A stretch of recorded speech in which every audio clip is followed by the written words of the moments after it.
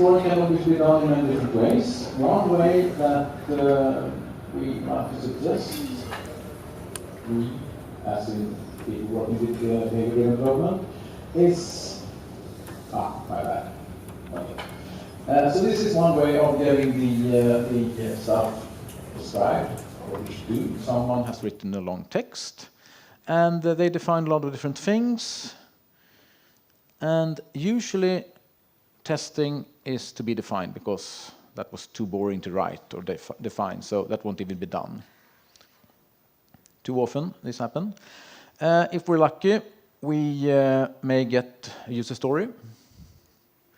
As an HR manager, I want to blah, blah, blah, blah, blah, blah, blah. Okay, we have someone who wants something, that's good. A screening quiz, not really sure what a screening quiz would be, but something, so that they can do something. It can also be phrased like this, which is the very same thing, but just another phrasing. So if this is what you get, would it be easy to develop something? Someone just sent you an email with this? Well, for some people it might be. For some other, it might not be. So we need to be able to explore and discover what do we actually mean by this. One way of doing this is something called a Three Amigos meeting, where you gather the right people. That is, someone from business, a tester, development, and they have a chat about what are we supposed to do. One or many user stories doesn't really matter, but you want to have a conversation to discuss what are we supposed to create, because the user story we just got is, no, it's not really useful. There are obviously many ways of doing this. One technique that is quite useful, and it's very low fidelity, is to use something called example mapping. All you need is pen and paper, and that's it. So no tooling needed, pen and paper. And the idea is that we take one user story, say, you write it down on, in this case, a yellow piece of paper. These are index cards that can be found in some parts of the world. Where I live, you can't get hold of them, so I've done my own, but you write down the story on a yellow one. There are perhaps obvious rules. Put them down on blue ones. You want to use these Sharpies, or at least large pens, so you can't write an essay on these cards. They're not too large. They're like, I don't know, the larger version of the Postit Notes. So not very large. You can't write an essay here. But you can describe things. So put rules on the blue cards and try to come up with examples. And you write those on green cards. The most interesting part that may come up here is the questions. And write those on a yellow card, and do that quite fast, because you don't have time to explore all the questions, and maybe there's things that you don't even know, that, or the product owner doesn't even know the answer to. So park the questions fast. Move on with examples. After a while, say, I don't know, not too long time, you may decide, is this good enough or not? If you have lots of examples, lots of rules, I don't know, perhaps 5, 10 rules or 15 rules or something, this user story is perhaps too large. Perhaps a reason to split it. If it's obvious, there's just one rule, there's 2 examples, one good happy path, one sad path, it may be enough for implementation. So this example mapping session that is described in the blog post that you can find here, and these slides will be made available so you don't have to try to read that, but it's described by a blog post that Matt Wynn wrote 2 years ago, 1.5 years ago. Where was I going now? Sorry. Yeah, so one of the most important things that can come out from this meeting is something that can be described in this chart, where we have a perspective of developer, or for that matter, testers. I would have liked to draw on a cube, but it's so hard to draw a cube and make it understandable, so I just did it two-dimensional. We have also this perspective of a business analyst, product owner, or something. And this quadrant, the known, is kind of boring, not interesting. We all know this. There are things that the business analyst knows and the tester developer doesn't. Good chance to understand each other. There are also things that the developer or tester will know, but the business analyst don't know. Yet again, a good time to learn from each other. But the most interesting part is obviously this one, the unknown. The stuff you don't even know that you know. This is where it gets scary. Because this is the area where we don't even know that we have a problem. This is where bugs show up. And sometimes having conversation can help you explore this part. Sometimes it doesn't. There's no guarantees here. You may or may not find it. It may well be that this unknown is unknown until it hits production and real users. There's no way to find out. But if you don't even try to have the conversation, you will definitely not have a chance. And if you have a traditional specification, this would be the area that you would get specified. The stuff that the business analyst is well aware of and knows. Stuff that they don't know will of course not be part of it, even if it's important for the implementation. So this example mapping can be really exhaustive. It's a good idea to time box it. And it's a good idea to time box it to approximately 25 minutes. It will get boring after that. The quality of the examples will not increase when people get tired. So you want to time box them a little bit. And I realized when I got this watch that it's either very early or very late. I hope it's early, but if you have to be at work at 20 minutes past 8 in the evening, no, go home. It's probably better. Right, so discovery. When we have discovered what we actually are interested in implementing, we have perhaps a few questions, but not too many. We have some rules and we have good examples. It's time to formalize it. There are obviously many different ways of doing this. One tool that I'm going to show you a little bit about uses something called gherkin, which is a strange word. In this case, view it as a name. It's just a name. You specify a scenario. This is what we want. This is the headline. And then you set up the system that you want to test. So this is the context we are starting from. So in this case, we have something about a vending machine where you can get coffee. There is one coffee left in the machine, so you can buy one coffee. I've learned that a reasonable price in Romania would be 2 lei, so you deposit 2 lei, and then you press the coffee button.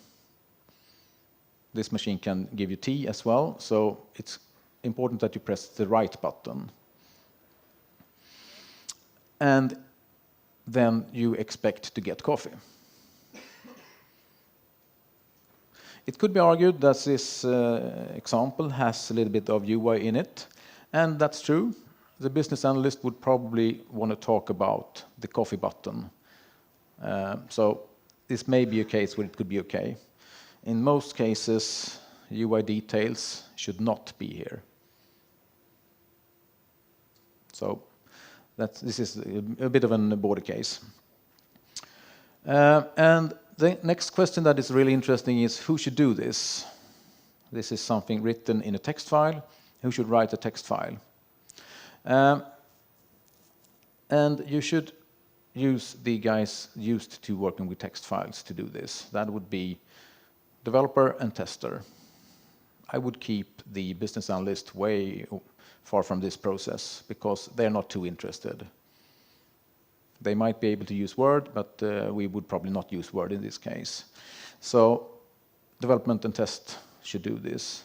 And one other reason is that the artifact that we get, the text file that we actually get, should be version controlled.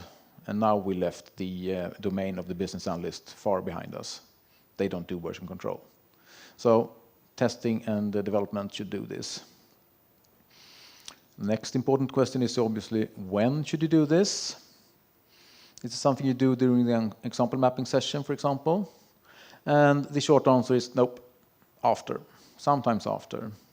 Probably quite close after, so you remember what you said, but definitely after.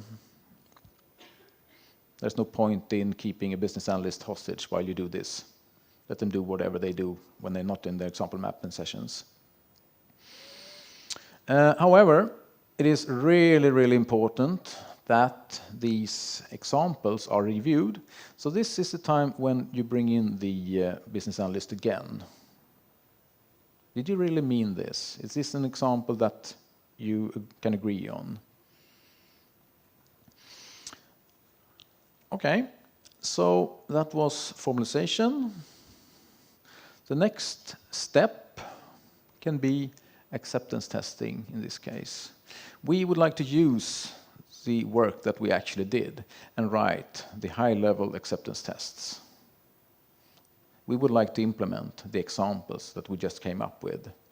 And so let's do that. This is a complete feature. And looking at it, I realized that I could have skipped the headline because it's on the first name afterward, the word after. In this case, we have a feature talking about serving coffee. There are some rules here, and this structure is parsable. It's actually executable as well. This part, you can write whatever you want here, user stories, rules, whatever is important. This is a communication tool more than anything else. This is something that your business analyst should be able to read and understand. If they can't understand it, it's wrong. If you have a lot of user interface details here, it's probably wrong, especially if you're talking about, say, a web application and start talking about links and, I don't know, ways to find the links could happen, then you're way off. So this is something that they should be able to read and verify, and this part will be automated. There is a heuristic you can think of here. If the scenario here is longer than, say, 5 lines, you are probably doing something wrong. You might not be doing something wrong, but you are probably doing something wrong. There's probably too many details. And we want to keep the number of details as low as possible, but the important details should obviously be there. It is important to set up the system of the test with 1 coffee. It is important that we use the correct price.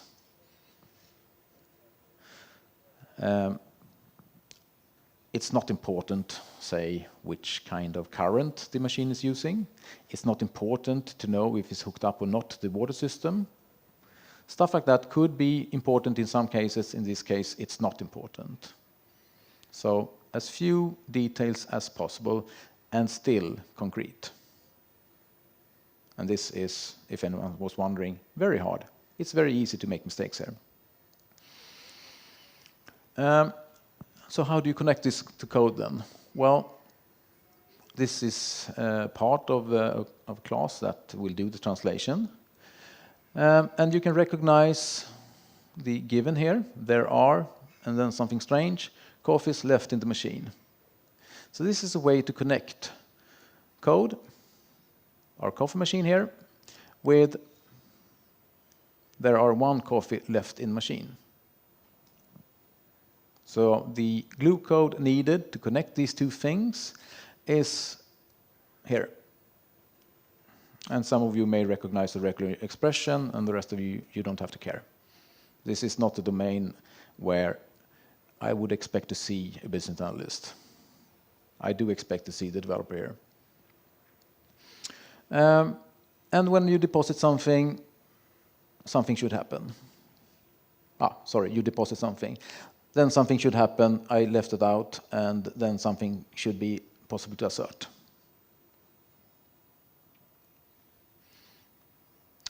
So, a small demonstration of how this can be done. I won't write any code today, but this is how it would look like. We recognize this scenario, but it's very hard to see on this screen. I wonder why. And you can't see it now either. Okay. For some reason, it's up here.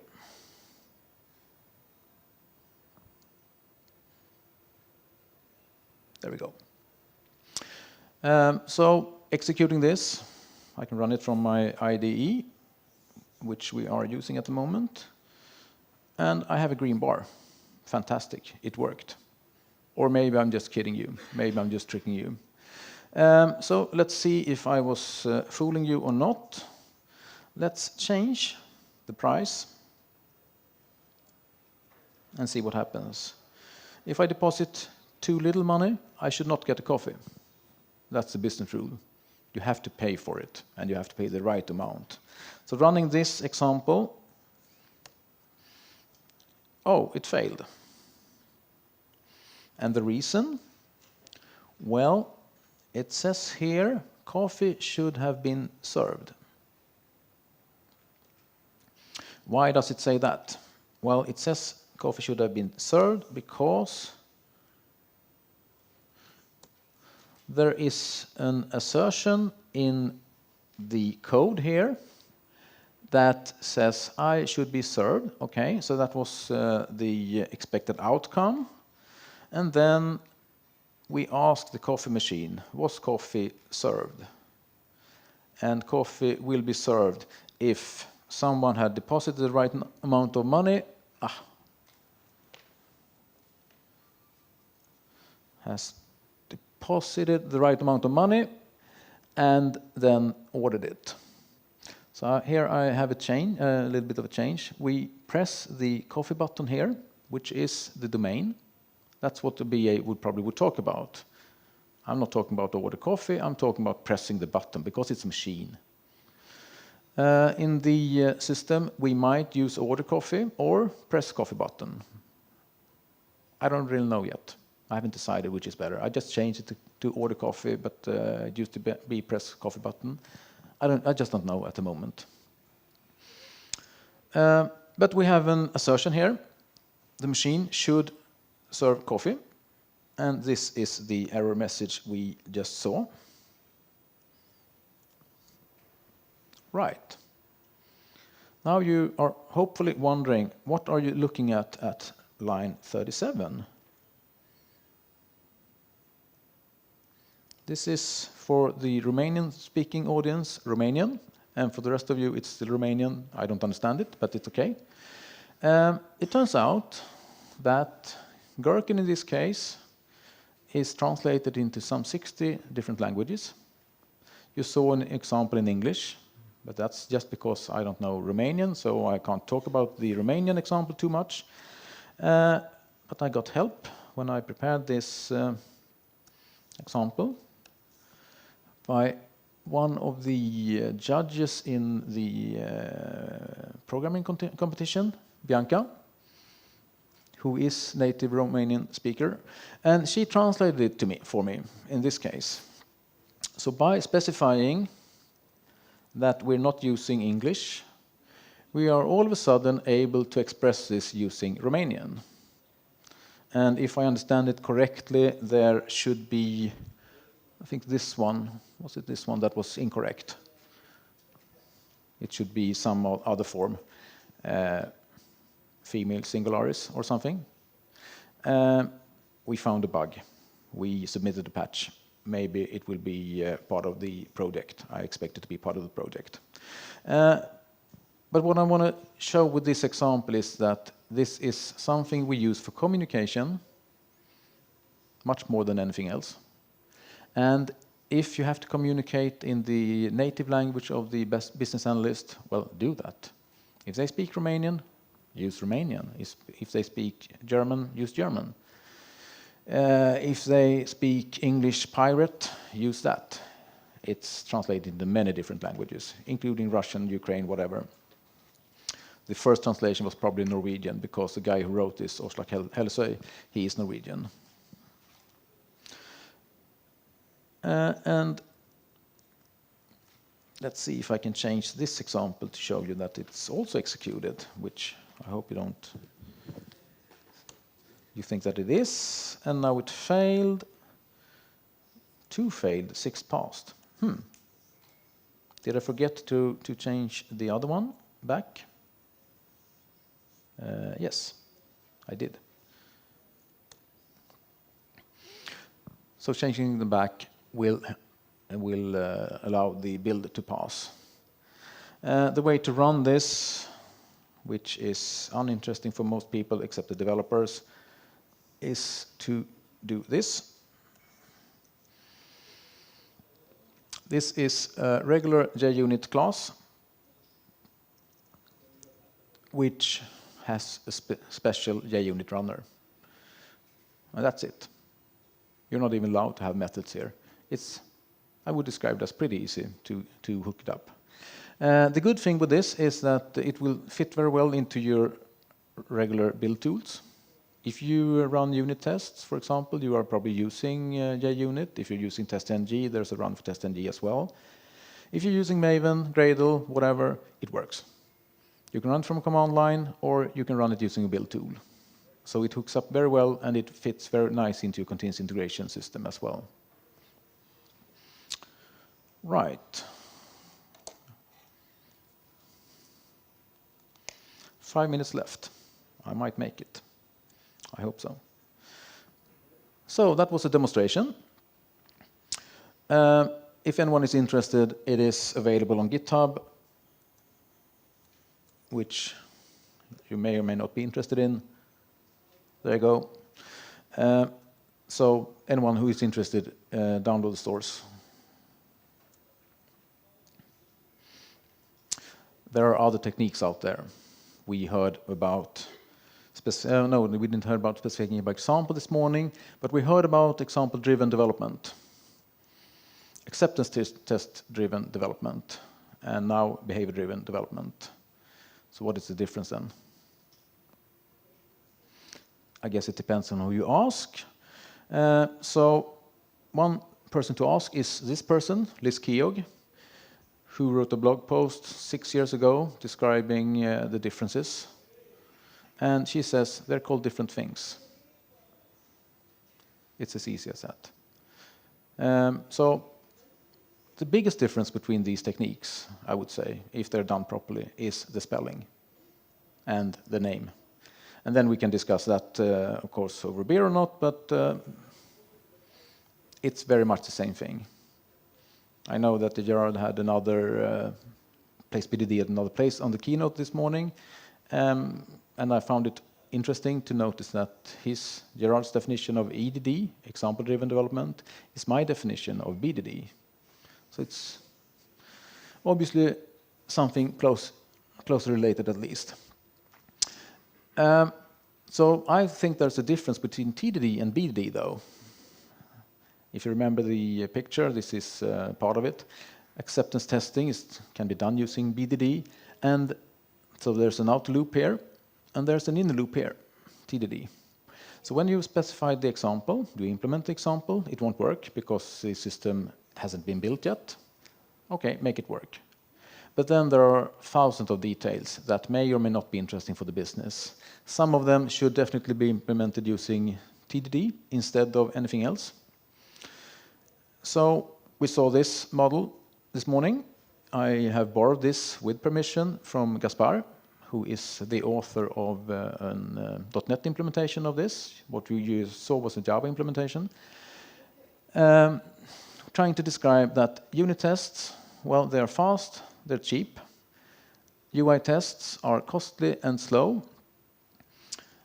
Service tests, or I don't know, integrated tests or whatever you want to call it, is somewhere in between. So you want many unit tests, you don't want too many costly acceptance tests that may or may not pass the user interface. Slow and costly is good reasons. The fact that it's hard to diagnose the problem is also a reason why you don't want them. Doctors talk about decision precision. That is, if you go to the doctor and someone chopped off your hand, it's very easy to diagnose you. If you go and say, I have a little bit of ache in my stomach, it's harder. So you want to know why something failed very fast. Unit tests are good at that, because well written, there's only one reason, so it's obvious. If we take this model and we turn it around, we end up with something called the testing Iceberg. That is an attempt to describe where you should use stuff that the business understand. Where should you use BDD and where should you use TDD? And the stuff above the waterline here is stuff that is interesting for the business. Therefore, use something that they can understand. Use gherkin or something similar. The technical stuff is things that are important, but they don't really care. It should just work. They won't say that this is wrong or this is correct. If you do logging when there's a SQL exception or whatever it happens, they wouldn't care. Some things they do care about, and that's the area where you should use BDD. Some of it will go through the user interface, possibly using Selenium WebDriver or whatever. Some of it will use the service layer. Some of it may verify very, very strict rules that should be implemented using unit tests. So where to use it, it actually depends. When to use it, well, when it's interesting for the business. When to use TDD, when it's technical. So one tool that you just saw tries to live in the intersection between automated tests, living documentation, and executable specifications. And that would be, in this case, something called Cucumber, which is one out of many different ways of doing this. And I want to leave you with an elevator pitch that says, Behaviour Driven Development, BDD, is a way to collaboratively specify software that says what it does and does what it says.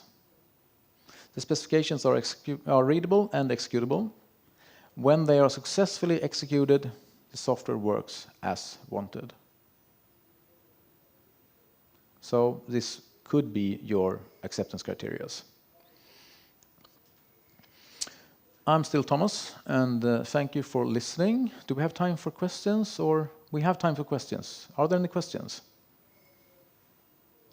No questions. Oh, one question. And there's a microphone somewhere, yeah. Thank you. It was interesting for me to find the differences between BDD and TDD. I liked what you said, that the software is usable when it is used, and one of the main important features for our users is the responsiveness, the response time until they get the feedback. Mm-hmm. So, given this, what's your opinion about adding acceptance criteria around response times? Is it a good practice in automation?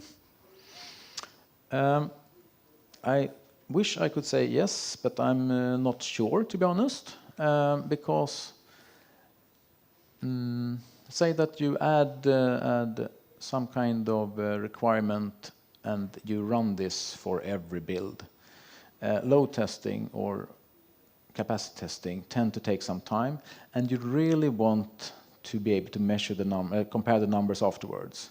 So if there is another build going on at the same time, that could affect the result, for example. So I would be skeptical about doing that.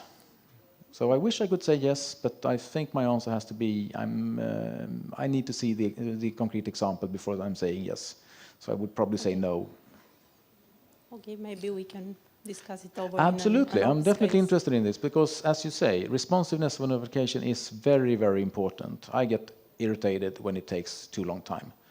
Yeah, and it's also about detecting performance regressions in time. Yes, yes. Because if you detect it after you deliver the Now, software, that's way too late. Awful bad. It's not good. Yeah, it's way too late. So therefore, automating it or running it very often is a good thing, but you have to run it in such a way that it's comparable. Can you fix that? Well, then automate it, please. Okay, thank you. Any other questions? Yes? Hi, I have a question. How does BDD fit into UI testing for complex applications where the given steps have complex tables with data that are needed as prerequisites? I would say... You mentioned five lines. Yes, I did, and I meant that. Because if you have way too many details, then this will be very, very hard to say that it's correct or incorrect.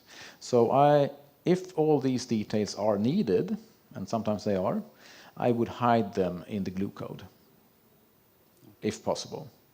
They have to be there, but will the business analyst care? If they care, add them. If they don't care, hide them. So it depends. And yes, it's a heuristic, try not to write too verbose gherkin.